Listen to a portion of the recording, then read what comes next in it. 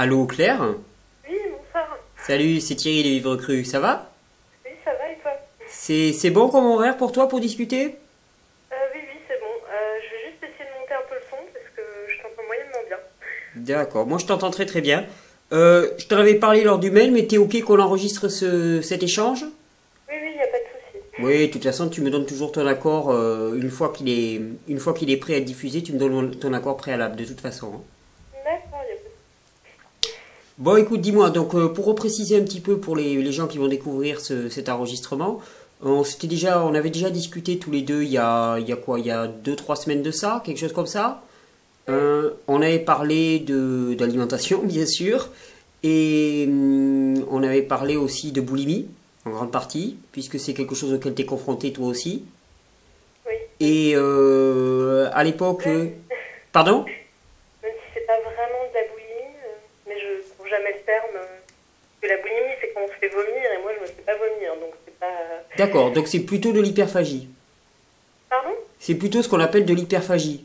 Oui, voilà. Oui. D'accord, ok. Attends, j'augmente un peu le volume, qu'on entende bien. Et donc voilà, et à l'époque, tu devais recevoir un juicer qui t'est arrivé par l'opération là de partage de juicer, quelqu'un qui t'a envoyé une centrifugeuse. Et bon, depuis, tu as pu un peu l'essayer, tu m'as dit. Donc déjà, j'aimerais bien qu'on revienne sur ce point-là, parce que c'était assez intéressant. Tu m'as décrit tes premières expériences. Est-ce que tu pourrais les rappeler? Parce que tu m'as envoyé un petit mail avec 2, 3 petites remarques sur comment ça s'était passé. C'était assez intéressant pour moi. Bon, déjà, les premiers jus que j'ai faits, c'était un mélange, alors que j'avais jamais fait avant, que je voulais faire carottes, un tout petit peu de radis noir, de la betterave et des épinards. Je sais que je D'accord, les supportais bien et j'ai pas trouvé d'épinards et j'ai mis du persil. d'accord. Alors je sais pas si c'est ça ou si c'est le mélange entier, enfin, et je me suis vraiment, les 2 jours d'affilée, je me suis sentie pas bien après. D'accord. Donc Du coup, carottes, j'avais la pêche au bout de 2 minutes et puis après, je me sentais vraiment. J'avais l'impression d'être en détoxination à fond, quoi. C'était un peu cet effet-là, transpiration, ça me brûlait un peu partout. Enfin, c'était vraiment fort, quoi. carottes, radis noir, persil, betterave. Ouais. Ouais, Ah, d'accord. Ok, alors pour te dire quand même, bon, la carotte, c'est un légume de construction, on va dire, hein, qui est pas particulièrement détoxinant.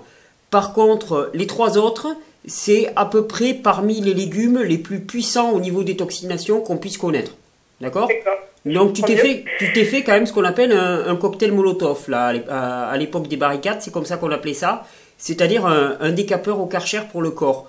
Donc que tu te sentes un petit peu mal vu que tu passes sans transition de l'un à l'autre, je dirais quelque part c'est normal. Donc Ouais. ce que tu as expérimenté, c'était des réactions de détoxination beaucoup trop violentes, certes. Donc il s'agit de vraiment calmer le jeu, de rentrer dans un processus beaucoup plus doux, d'en introduire d'un de ces produits-là qu'à la fois, c'est-à-dire de commencer par du pomme, carotte, un petit peu de radis noir, ou alors pomme, carotte, un petit peu de persil, pomme, carotte, un petit peu de betterave, à toi de voir, mais de pas attaquer comme ça de but en blanc, parce que sinon ça va être terrible pour toi. Ça va être vraiment terrible. Et tu vas en souffrir, et finalement, qu'est-ce que tu vas faire? Tu vas faire ça pendant 2 jours, tu vas être écœuré, t'en pourras plus, tu vas épuiser ton corps, donc tu vas revenir à autre chose, et puis tu vas faire le yo-yo, et c'est pire que tout. Mais surtout que là, maintenant, je me suis fait un smoothie banane et un peu de persil, mais vraiment un petit peu, quoi. C'était, je sais pas, l'équivalent d'un pouce, quoi. Et déjà là, je me sentais pas bien. Alors que D'accord. quand je prends la banane toute seule, ça va, quoi. Donc, Mais alors quand tu dis la banane toute seule, c'est la banane mixée ou la banane intégrale? pas jus, hein, smoothie, donc la banane intégrale et avec mixée avec un peu d'eau pour les épaissir, quoi, hein. D'accord, d'accord. Eh ben, c'est que tu as un peu forcé sur le persil. Pardon. Le persil est un très très puissant détoxificateur. Eh ben, je vois ça parce que Voilà, donc vas-y, tout doux, apprends à te connaître. Il n'y a que toi qui peux t'indexer. Il n'y a que toi. Je veux dire, je ne connais pas, je ne sais pas exactement d'où tu viens, je ne sais pas quel est ton passé. Donc vas-y, tranquille et base-toi sur tes sensations. Excuse-moi si je tousse encore un petit peu, t'as vu sur la... Peut-être, je sais pas si t'as vu la vidéo que j'ai mis en ligne ce matin, mais j'ai... si, je viens de voir, oui. Ouais, d'accord, donc c'était pas certain que Je je savais sois... pas si ça datait d'il y a quelques jours ou si c'était Non, non, tout non. récent. Non, non, elle a été faite hier soir et ce matin, mais ça va, bon, c'est... Bon, j'espère que ça va mieux. Ah bah oui, oui, visiblement, tu vois, je suis debout, puis tu le verras sur la vidéo que j'enregistre. Et pardon. Et donc ouais, voilà, le persil, il y a les tout doux, le radis noir. Le radis noir, donc c'est fabuleux pour tout ce qui est les mucus, pour déloger les mucus, mais attention, attention. Ah, mais Ça... du coup, oui, oui, et puis j'ai vu la vidéo, et maintenant je sais plus l'intitulé de la vidéo, mais sur la personne qui justement avait un rhume depuis Oui, des jours et des jours et des jours, et ça m'a beaucoup parlé cette vidéo. voilà, quand la machine s'emballe, c'était l'interview de Fanny voilà. un petit peu. Voilà. Et je sais qu'elle a eu de belles améliorations, elle, simplement, en revenant sur une monodiète de banane, parce que c'est beaucoup plus doux, c'est beaucoup plus doux. Il faut accompagner le Voilà. corps, Mais il le faut pire, voir... c'est vraiment ça dont j'ai envie depuis quelques jours. C'est des bananes, des bananes, des bananes. Je dirais que comme détoxination de transition, moi je pense que c'est quelque chose d'assez idéal. Parce Ouais. que ça tient assez au corps pour qu'on retrouve un petit peu les sensations qu'on avait dans le cuit, c'est-à-dire d'être plein, je vais dire. Et, et en même temps, bon, mais c'est quand même très peu intoxicant. Et au contraire, ça permet au corps de bien travailler, d'être nourri de l'intérieur et tout. Donc je trouve que c'est une très très bonne approche. La monodiète de fruits, mais de fruits denses, c'est une approche très facile et qui devrait être tentée par bon nombre de personnes. Mais c'est bien, ça a entériné mon idée d'aller vers les bananes, donc ouais. Super, Bien. super, super. Et donc là, on s'était promis aujourd'hui de reparler un petit peu de boulimie. Parce que je voulais te proposer, disons, en profiter un petit peu pour partager avec toi quelque chose sur la boulimie. Parce que j'ai été amené, tu sais, c'est étonnant, mais il y a énormément de personnes qui sont confrontées à ça. Et que ce soit de l'hyperphagie, donc c'est-à-dire le fait de manger trop, et de manger trop de façon compulsive, on va dire. De la boulimie, c'est-à-dire vraiment manger trop de façon compulsive et se faire vomir. Ou alors son inverse total, c'est-à-dire l'anorexie. Mais au final, ça relève un petit peu des mêmes choses. Et on m'a proposé un regard là-dessus que j'ai trouvé extrêmement puissant et extrêmement. Donc, je voulais un petit peu le partager avec toi, voir un petit peu ce que ça pouvait faire en toi. Ce que c'est issu des conversations, de plusieurs conversations, dont une principalement avec quelqu'un qui est psychiatre, psychiatre officiel, je vais dire. Hein, donc, tout ce qu'il y a de plus orthodoxe dans sa formation. Et il me parlait dans ce cadre-là parce que je l'interrogeais. Je lui disais voilà, je suis confronté à pas mal de personnes qui sont à l'épreuve avec ce genre de troubles. Qu'est-ce que tu pourrais me donner comme piste que je n'aurais pas encore exploré? Donc je lui ai dit un petit peu la façon dont j'approchais la chose. Et il me dit, il y a une chose à considérer, c'est la notion de stratégie de déplacement. Alors je lui dis, mais qu'est-ce que c'est que cette histoire de stratégie de déplacement? Et il me dit, voilà, voilà ce qui se passe à l'état de chaque humain, à peu près. On a tous un état de peur viscérale, on va dire, d'une certaine mesure. Et cet état de peur viscérale, ça se traduit par un immense vide en nous. On lui met différents noms, différentes sensations, mais au fond de nous-mêmes, on a un immense vide, un immense creux. Et on ne supporte pas ce creux. On ne supporte pas, et surtout ce qu'on ne supporte pas, c'est qu'on n'a pas prise sur lui. C'est-à-dire qu'on ne peut rien y faire. Il nous torture et on ne peut rien y faire. Donc qu'est-ce qu'on essaye de faire? On essaye de déplacer ce creux dans une zone où on peut avoir une action. Et donc la plupart d'entre nous, on déplace ce creux dans le corps. C'est-à-dire que cette sensation de vide qu'on a dans l'être, on le déplace comme une sensation de vide dans le corps. Et à ce moment-là, c'est super, parce que ce vide dans le corps, on sait comment le remplir, en se bourrant de nourriture, pour se remplir, et pour combler ce vide. Et le corps, il fait un... Si tu veux, quand ce qu'on appelle cette stratégie de déplacement est mise en place, pour l'individu dans l'instant, remplir le corps ou remplir l'être, ça revient à la même chose. Pour lui, il y a une similitude entre les deux. C'est équivalent l'un et l'autre.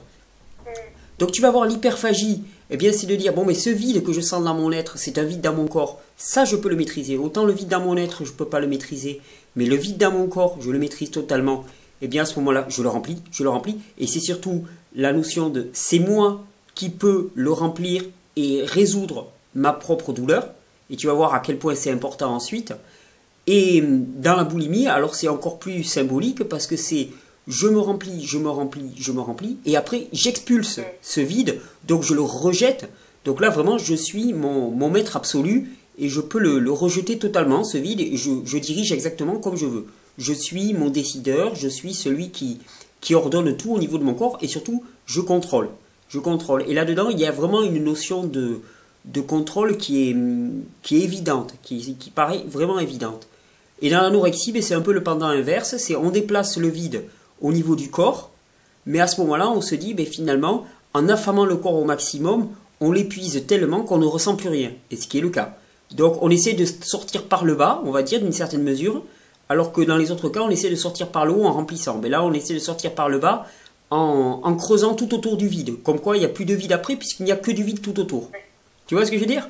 C'est comme si tu avais un trou dans un terrain, puis que tu creusais des trous tout autour. Bah, tu n'as plus de trou dans un terrain, puisque c'est un immense terrain creux, quoi. Mais tu sais que ces stratégies d'évitement sur le corps, par exemple pour certaines personnes, alors pourquoi est-ce que ça vient sur le corps? C'est lié au vécu personnel, à la génétique, aux antécédents familiaux, aux expériences de jeunesse, je ne peux pas te dire, tu vois, c'est pourquoi est-ce que ça vient là, je ne sais pas. Mais d'autres personnes, ça va être des stratégies de déplacement sur le travail, ça va faire les gens qui ne peuvent pas s'empêcher de ne pas travailler comme des forcenés, et ils déplacent sur le travail leur vie d'intérieur, finalement. Parce que là, le domaine du travail, ben, ils peuvent avoir une action, un contrôle dessus. Tu as ceux qui le déplacent sur le sexe, par exemple. Tu as ceux qui le déplacent sur une addiction de type alcoolique ou des choses comme ça. Voilà, c'est juste ça.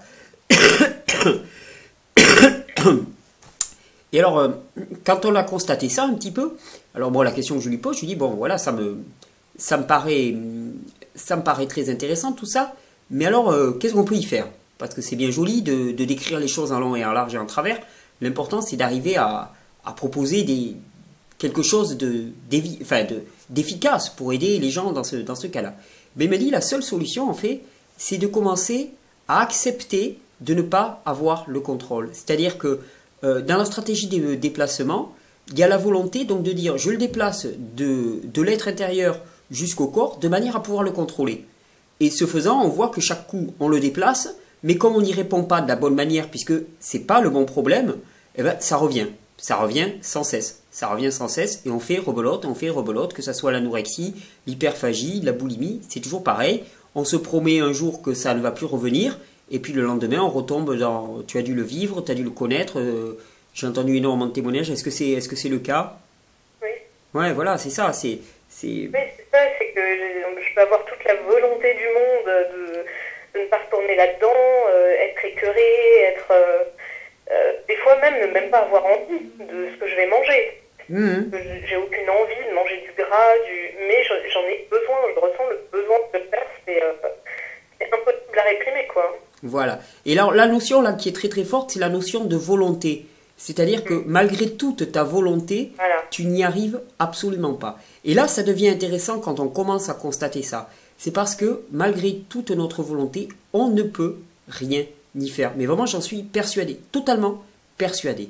Et donc, pour lui, pour moi aussi de plus en plus, la seule solution pour espérer une fois vraiment en sortir, c'est au lieu de toujours éviter le problème en déplaçant ce vide profond et fondamental de l'être, en le déplaçant dans le corps et finalement en y répondant de la mauvaise façon et en le reproduisant sans cesse, parce qu'on ne peut rien y faire, eh bien, c'est d'accepter un jour, et ça va être très très très douloureux, de ne pas le déplacer. C'est-à-dire de rester dans cette douleur, de souffrir dans cette douleur, et de la laisser... de laisser ce creux, on va dire, quelque part en nous, suffisamment béant, le temps suffisant, de manière à ce qu'il vienne se remplir avec autre chose. Parce qu'il y a autre chose qui va venir le remplir. Ça, personnellement, j'en suis persuadé. Autre chose, je vais dire, pour contenter à peu près tout le monde, de l'ordre du spirituel. Hein. Après, chacun y mettra à peu près ce qu'il veut. Mais c'est quelque chose de l'ordre du spirituel qui peut combler ce vide au niveau de l'être. Mais pour ça...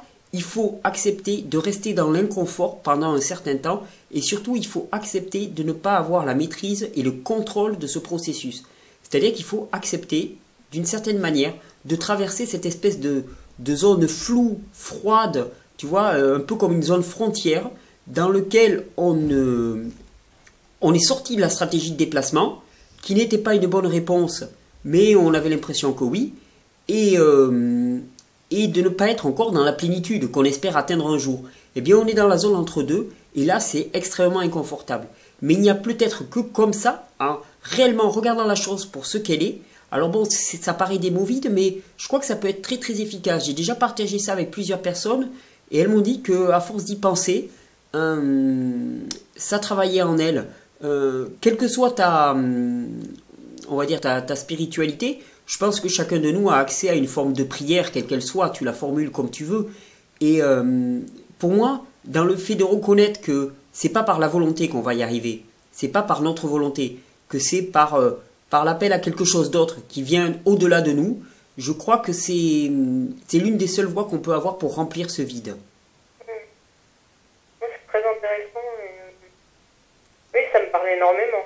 Ça te parle, non? Est-ce que tu as une pratique spirituelle particulière ou pas? Oui, oui, enfin, particulière, je sais pas, mais enfin, depuis toute petite, je vois, je ressens des choses, c'est quelque chose qui fait partie de ma vie, que j'ai mis de côté pendant des années, parce que ça me Oui, fait peur, et puis qui est revenu très très fortement, avec des messages même, des visions, des choses, voilà, j'ai pas envie de faire peur aux gens, je suis pas dans une secte, j'ai même pas de religion particulière, mais c'est quelque chose de très fort et de très, et justement, il y a quelque chose là qui me revient, une vision que j'avais eue extrêmement forte, où justement on me montrait un peu que justement on est le vide, quoi. En soi, on a un vide. En fait, je voyais comme l'espace avec des planètes. En fait, c'était comme si j'étais une planète, mais en même temps, dans cette planète, il y avait du vide et il y avait d'autres planètes, d'autres étoiles. Alors, des personnes, des événements, des choses, mais c'était comme pour me montrer que le vide, il était indispensable et qu'il fallait même pas essayer de le combler. non. C'est-à-dire qu'il pouvait y avoir des points, des étoiles, des planètes, tout ça, mais qu'il fallait qu'il y ait un vide et que c'était normal, quoi, et que c'était vraiment quelque chose d'important, de pas essayer de le combler, de pas... Mais surtout de ne pas essayer de le combler par nous-mêmes, parce que c'est pas à nous de le combler. On doit le laisser se combler, on doit appeler par la prière, on doit faire comme on le sent. Bon, si tu es relié à tout ça, ça sera pas compliqué pour toi. Sois bien attentive à te relier à des forces, on va dire, de construction et pas des forces de négativité, parce que tu sais qu'il y a beaucoup de choses qui se baladent, mais ça, je te fais confiance de ce côté-là. Mais on doit laisser quelque part cette blessure béante. Si tu veux, on ne doit pas avoir l'arrogance en tant qu'humain de remplir quelque chose qui n'est pas de notre ressort. Et ça me paraît essentiel. Laisser cette béance ouverte, cette plaie saignante, eh bien, la laisser saigner. La laisser saigner et laisser ce qui doit le réparer pour de bon, le réparer. Mais ce qui doit le réparer, ce n'est pas du domaine de notre conscience humaine, je veux dire, de notre compréhension, ni même de notre capacité. On pourrait appeler ça l'amour. C'est un baume d'amour, on va dire, d'une certaine mesure. Chacun le mettra les mots qu'il veut selon sa culture, selon sa religion, selon ses orientations spirituelles. Mais c'est quelque chose de ça. J'espère que tu vois ce que je veux dire un petit peu. Voilà. Et tu sais, moi, à titre d'anecdote, là, je vais te raconter un peu ma vie, mais j'ai habité pendant 2 ans dans une communauté là vers les Cévennes. Et là-bas, on sculptait beaucoup le buis. C'est un bois très dur. Et je m'amusais à faire des petits personnages.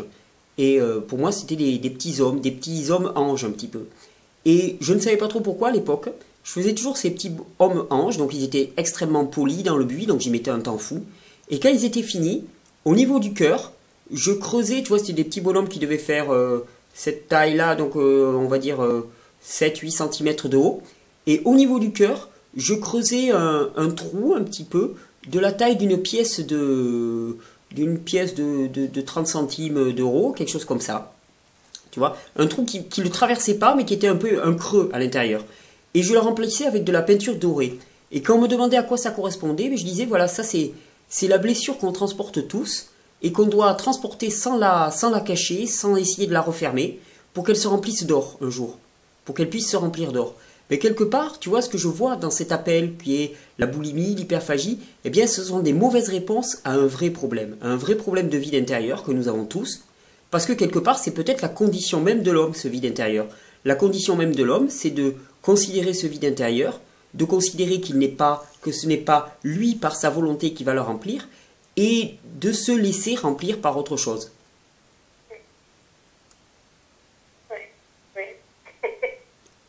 C'est vrai que le mot remplir, du coup, moi, il me parle pas trop. D'accord. Justement, j'ai l'impression que c'est pas se remplir, je sais pas comment dire. Plutôt être en lien avec quelque chose, dans un espèce d'échange permanent.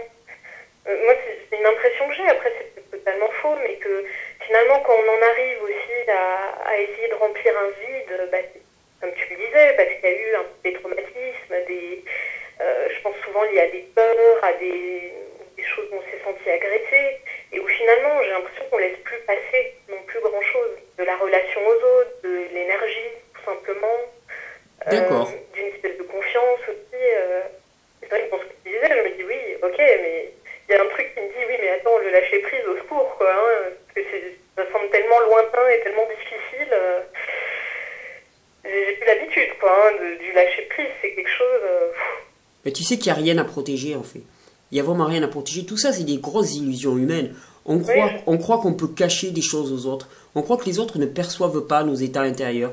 On croit qu'ils ne perçoivent pas nos petits arrangements, nos petits mensonges, toute notre petite déviance et ainsi de suite. Mais ils ne le perçoivent pas sur le plan du conscient, mais sur le plan de l'inconscient, ils le perçoivent complètement. Tu as un compagnon, je pense que tu vis avec quelqu'un, tu m'avais dit, c'est ça. Bon, alors donc tu connais ça. Enfin, moi, je sais parfaitement que dans ma relation, je sais que si j'ai le moindre comportement déviant, mais je sais parfaitement que même en étant à des kilomètres de ma compagne, elle en souffre inconsciemment, c'est évident, on est tous complètement reliés, donc de toute manière, on n'a rien à cacher les uns aux autres, on se met des cuirasses et tout pour essayer de se jouer des comédies à l'état conscient, mais ça fait qu'il y a des êtres souffrants qui se baladent partout, tout ça, mais à l'état inconscient, on est tous reliés. Donc tout ça, c'est un leurre. Tu vois, tu me parles de lien, c'est parfait. Si toi, ça te convient, de toute façon, on a chacun nos mots pour le dire à des moments de vie précis, suivant des parcours précis. Donc moi, j'utiliserai d'autres mots, toi, tu utilises ce mot-là, aucune importance. L'important, c'est que ça soit tes mots. En fait, c'est ça qui est important. Et surtout qu'on reste dans cette notion, il me semble très importante de ne pas ne pas penser que ce vide inhérent à l'humain, finalement, puisse être comblé par notre volonté, notre effort, notre mérite, notre courage, tu vois, ces espèces de valeurs complètement, pour moi, qui sont complètement nauséabondes, qu'on essaye d'exalter un petit peu partout.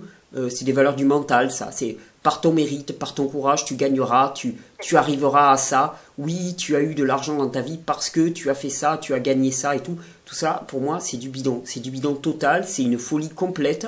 Je veux dire, on n'a pas à mériter quoi que ce soit. Tout nous est donné, tout nous est absolument donné. On n'a pas à justifier de quoi que ce soit. Et ce vide, on n'a pas à batailler, on n'a pas à monter au sommet de l'Everest pour le gagner. On n'a pas à faire des records héroïques, ça ne rime à rien. On a juste à l'accueillir, à accueillir ce lien et à l'aimer ce lien. Il me semble que c'est vraiment très très important comme notion. Mais je me demande, enfin, je me dis aussi que c'est un peu peut-être sortir de son ego, du moi, du mon vécu, enfin, voilà, ce que j'ai appris, que j'ai à... Enfin, ça joue beaucoup là-dessus aussi. Ah mais complètement. On est complètement dans le sortir de mon ego, moi, parce que l'ego et moi, c'est vraiment je peux par moi-même. Tu sais, c'est cette fameuse phrase, moi, qui m'horrifie chaque fois que j'entends, quand je veux, je peux. Mais moi, quand j'entends ça, mais ça me fait, mais à la fois ça me fait hurler de rire et ça me terrorise et ça me glace, quoi. Parce que je me dis, mais quelle folie, mon ami, mais quelle folie, tu te rends pas compte à quel point on est tous interdépendants les uns des autres et on est soumis à des forces que nous ne maîtrisons absolument pas. Non mais c'est ridicule, c'est grotesque, c'est même c'est du niveau d'un mental même, je dirais de bébé, mais ça serait une insulte pour les bébés. Donc c'est même pas ça, c'est grotesque, c'est juste grotesque, c'est une aliénation complète, c'est être centré sur son nombril, ne rien voir autour. Non, quand je veux, je peux, c'est faux. C'est faux, et d'ailleurs, tu vois bien dans la boulimie ou les choses comme ça, c'est complètement faux. On a beau vouloir, on ne peut pas. C'est un cercle vicieux, parce que justement, autour, on sent bien, que ce soit, je pense, l'anorexie, la boulimie, c'est pareil. Oui, mais si tu voulais, si tu... Ah non, là. Si tu... Et c'est terrible, c'est destructeur. Moi, j'arrive enfin à peu près pas me sentir coupable, quoi. Mais c'est des années.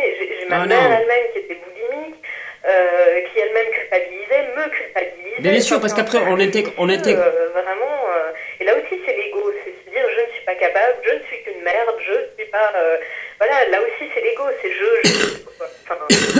oui. Je le dis pour moi-même, hein, aussi, du coup. Mais le problème aussi, c'est qu'on intègre tellement le modèle dominant, finalement, qu'on devient soi-même sa propre victime. C'est-à-dire qu'on se répète le discours que nous répètent les autres. Hein, Moi j'ai connu le même problème avec la drogue, mais c'était vraiment ça. Or, je sais qu'on ne peut pas s'empêcher. Quand on est en crise de dépendance, on est en crise de dépendance. J'ai tout essayé pour m'en empêcher. Je ne vais pas décrire ma vie, mais je me souviens m'être attaché avec des menottes pour essayer de ne pas partir d'un endroit, pour ne pas aller chercher de la drogue. Mais ça marche pas. Ça marche pas. On se couperait le bras pour aller en chercher. On ferait n'importe quoi. On ferait n'importe quoi. On n'est plus le maître. Donc, arrêtez avec tout ça et arrêtez de surtout croire qu'on est mauvais parce qu'on n'y arrive pas. C'est juste que c'est pas le bon problème. C'est pas le bon problème, donc on ne peut pas y arriver. On ne peut pas y arriver. Et c'est surtout que, tu sais, moi je crois que les personnes qui te disent, oui, finalement tu n'y arrives pas parce que tu ne fais pas assez d'efforts et tout, déjà c'est parce qu'elles ne voient pas que elles, leur déplacement, elles le font dans un autre domaine qui est beaucoup plus socialement accepté. Parce que par exemple, la personne qui est accro au travail ou au sexe, eh ben, c'est beaucoup plus socialement accepté que la personne qui est boulimique ou qui est anorexique. Ça, par contre, c'est les tabous absolus, c'est très mal vu. Mais, ou le drogué, tu vois, ça c'est très très mal. La personne qui est accro au travail, on va dire, ouais, lui, il n'arrête pas de bosser, c'est un fou de travail. Mais à la limite, ouais, comme il va avoir de l'argent et que l'argent ça fait fantasmer tout le monde, et qu'on marche tous là au culte de Mammon, là, eh bien, ça marche, ça plaît bien. Ça, tu sais, c'est une anecdote, moi, ce qui me faisait toujours penser aussi, je me souvenais toujours que quand j'allais à l'école, j'avais toujours remarqué, quand quelqu'un revenait du ski avec une jambe cassée et un plâtre, c'était le héros de la classe. Mais si quelqu'un arrivait et était dépressif, alors là, par contre, c'était la honte, tu vois. La maladie psychique ou l'affection physique, elles n'étaient pas du tout connotées de la même manière. Parce que d'un côté, c'était le héros, donc c'était l'ego, hein, le skieur qui a pris des risques et ainsi de suite. Et de l'autre côté, c'était le faible. Et on hait la faiblesse. On hait la faiblesse, pourquoi? Parce qu'on a peur de notre faiblesse. Parce qu'on est des faibles, on est des archi-faibles, on ne veut pas le reconnaître, on ne veut pas l'assumer. Et finalement, on hait la faiblesse, on hait la douceur. C'est bien pour ça que les femmes ont été persécutées, parce qu'elles représentaient la douceur et la faiblesse, mais au sens noble du terme. C'est pour ça qu'elles ont été persécutées, parce que les hommes ne pouvaient même pas supporter de voir cette image face à eux, puisqu'ils la haïssaient totalement. C'est aussi simple que ça. Donc il faut arrêter avec ça, il faut arrêter avec cette folie. Il n'y a pas d'effort à faire, il n'y a pas de mérite à faire. Tu n'es pas moins méritante parce que tu as des crises de boulimie qu'autre chose. Non, il y a un vrai problème et il y a des vraies solutions à apporter qui sont certainement pas celles actuelles puisque ça ne fait que se reproduire de jour en jour. Mais il n'y a pas à être ostratisé ou quoi que ce soit. C'est complètement ridicule, effectivement. Mais la prière, moi j'y crois beaucoup, beaucoup, beaucoup. Rester dans ce vide, accepter de rester dans ce vide, de le considérer comme tel et prier. Et prier et appeler à soi et laisser ce vide se remplir ou laisser se recréer le lien comme tu voudras. C'est la seule chose qui peut permettre de guérir ça. C'est une démarche à long terme, mais c'est une vraie démarche de guérison. Alors que tout le reste, c'est des réponses au jour le jour, mais en fait qui ne marchent pas puisque chaque jour, ça se casse la gueule. Ben voilà, je ne sais pas si ça pourra t'apporter quelque chose au niveau de ta réflexion, au niveau de ton cheminement. Oui, je pense que oui. Vraiment. Bon, ben... Même si je m'étais déjà, quelque part, voilà, par les messages, par différentes choses, oui, on m'avait déjà pointé un peu le doigt dessus. Mais c'est vrai que là, de l'entendre comme ça, oui, je pense que ça va vraiment m'aider. Après, il y a d'autres choses où je me dis, oui, mais est-ce que, parce que par exemple, il y a comment dire, il y a le fait que le corps redemande tout le temps du gras, du sucré. Par exemple, rien que dans le fait de vouloir aller dans le divorisme ou quoi, c'est assez compliqué. Des fois, j'ai l'impression de marcher sur un fil et d'avoir beaucoup de mal entre la boulimie, entre le corps qui n'en peut plus et qui veut, parce que là, c'est ce qui m'arrive actuellement. Je l'explique juste. Voilà, ça m'est déjà arrivé 2 fois en 2 ans, 2 fois 3 mois, où mon corps ne voulait plus que du cru. Donc c'est extrêmement violent. Je me rends compte que je fais extrêmement violence à mon corps et ensuite il veut plus rien. Enfin, il veut plus rien de transformé, il veut plus de gras, il veut plus tout ce que la boulimie réclame en gros. Mais je trouve ça compliqué. Ouais, je comprends. D'être entre les deux et je me dis, est-ce qu'il n'y a pas aussi quelque chose dans le corps qui fait qu'il y a un truc qui redemande. Oh, l'addiction physiologique, elle existe que très peu. Il y a des addictions psychologiques très fortes, mais l'addiction physiologique, elle disparaît au bout de quelques jours. Donc ne t'inquiète pas avec ça. Ça n'existe pas physiologiquement parlant, l'addiction physiologique à des produits toxiques, ça n'existe pas. Le corps n'a pas besoin de produits toxiques et il ne développe pas des récepteurs spécifiques aux produits toxiques. Après, le problème, c'est qu'il y a beaucoup de gens, passer à l'alimentation crue, c'est aussi réduire la densité calorique et la ration calorique de façon drastique. Tu peux manger cru et manger assez gras et ainsi de suite au début, c'est pas un problème. C'est vraiment pas un problème. Faut arrêter de croire qu'il n'y a qu'une seule façon de manger cru, comme le disent quelques gourous qui ouvrent grand la bouche, quoi. Non, mais...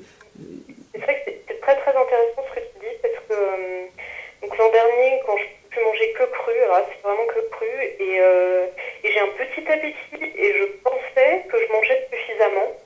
Parce que déjà, les premiers jours, mon corps était tellement saturé qu'il voulait plus rien, quoi. Hein. Ah, mais ça, c'est une question de volume. Minime. C'est une question de volume, ça.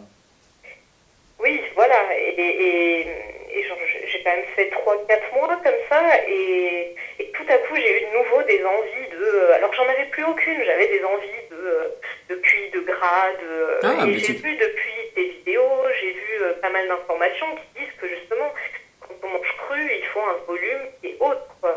Ah, il faut surtout une densité. Je mangeais beaucoup de graines germées ou de graines tout court et ça me rendait malade aussi, surtout si je les mangeais avec autre chose. Bah oui, c'est normal. Et là, justement, c'est pour ça que je m'intéressais aux bananes aussi, parce que je me suis rendu compte que c'est un petit peu... mais là, quand j'ai vu les quantités, ça m'a fait peur. J'avoue que là... Ouais, non, mais attends.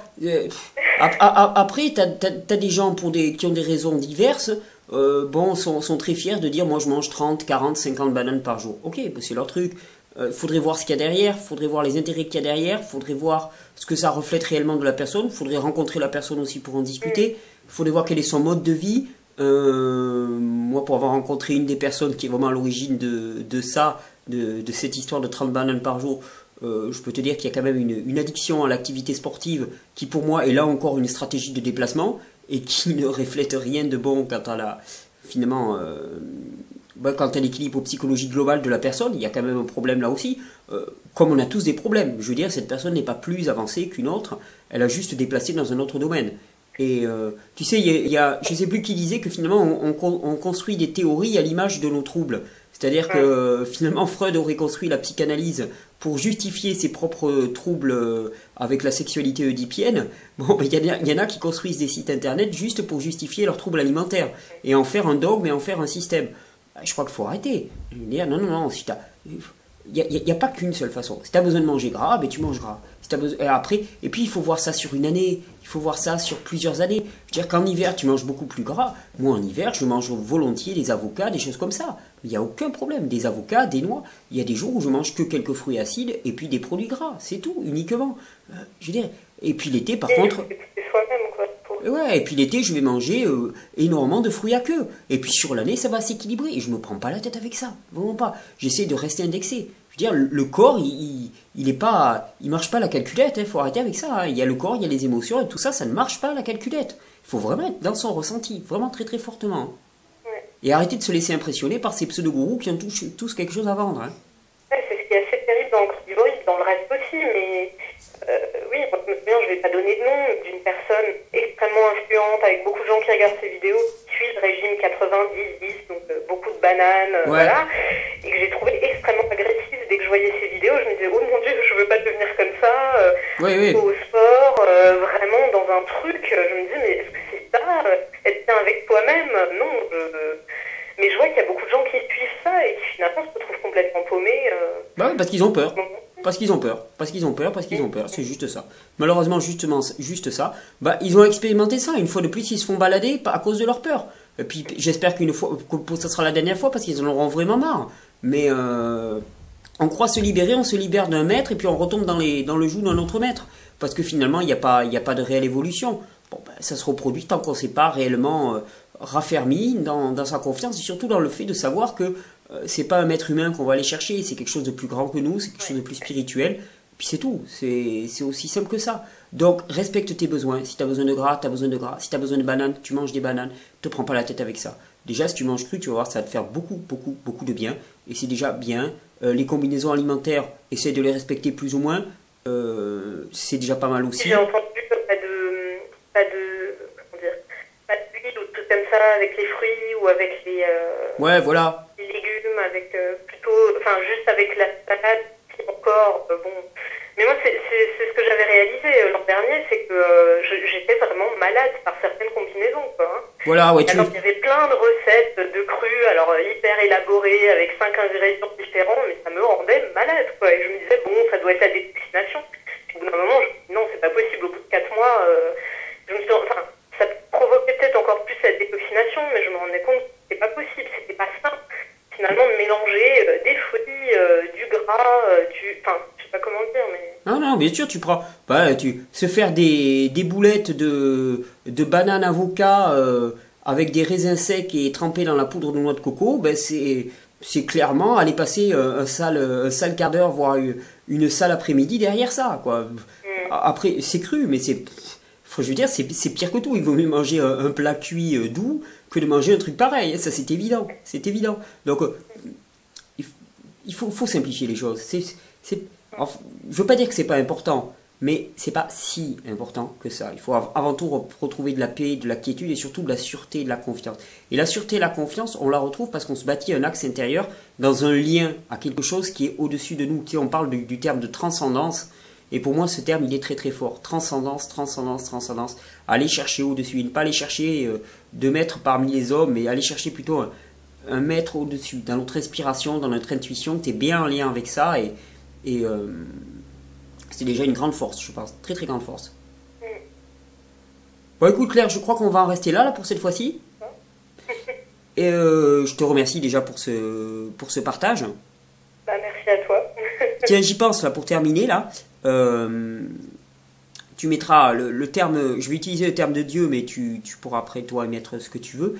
Mais je pense à une phrase du philosophe Pascal, qui a eu un chemin assez particulier. On parle toujours du pari de Pascal.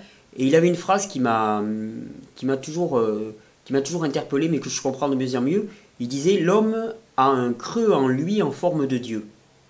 C'est-à-dire une béance qui doit être remplie par du spirituel.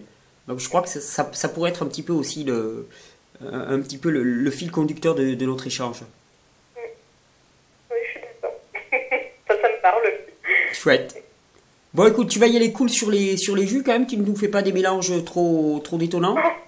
Ouais. Non, je vais arrêter. Ouais, tranquille. Vas-y doucement. Maintenant, j'ai compris, c'est bon. Voilà, vas-y sur plusieurs mois. N'essaye pas de courir trop vite parce que après on se grille dès le départ. Hein. Ne gaspille pas tes cartouches toutes dès le départ. Et puis on se rappellera d'ici quelques temps pour que tu me dises un petit peu où tu en es, d'accord? D'accord. Bah, soigne-toi bien. Enfin... Ouais, ça va. Bon, moi je ne soigne rien du tout, je laisse faire. Hein. Oui. Bah, retrouve l'énergie, quoi. Ça va venir. Déjà, ça va beaucoup mieux. Ça va beaucoup mieux de ce côté-là. D'accord. Bah, merci beaucoup. Belle soirée à toi. Ciao. Ciao, bonne soirée.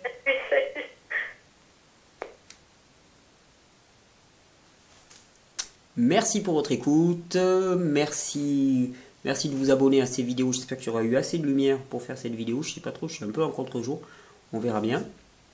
Et ben, j'espère que cette vidéo vous aura intéressé. Partagez-la si vous la trouvez pertinente, si vous pensez qu'elle peut être utile. Et j'attends avec plaisir vos réactions par rapport à cette vidéo. A très bientôt avec